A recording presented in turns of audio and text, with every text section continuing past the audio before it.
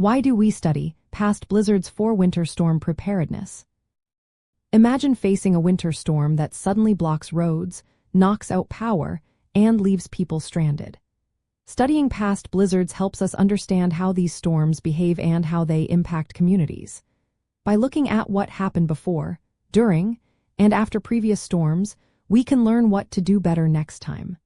This knowledge helps emergency teams plan more effectively to keep everyone safe. Historical storms show us how powerful winter weather can be. For example, some blizzards bring hurricane-force winds combined with heavy snow, creating whiteout conditions and huge snowdrifts. These make roads impassable and stop emergency vehicles from reaching those in need. Knowing these dangers allows responders to prepare snow removal equipment and plan alternative routes. The timing and length of past storms also matter.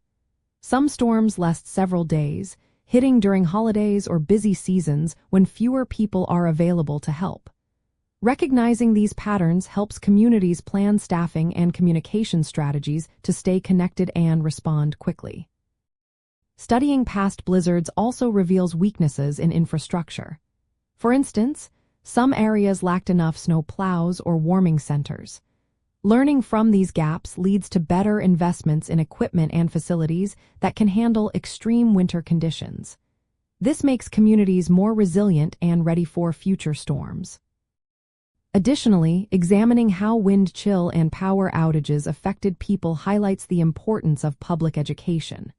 Knowing how to stay warm, shelter in place, and prepare emergency supplies can save lives.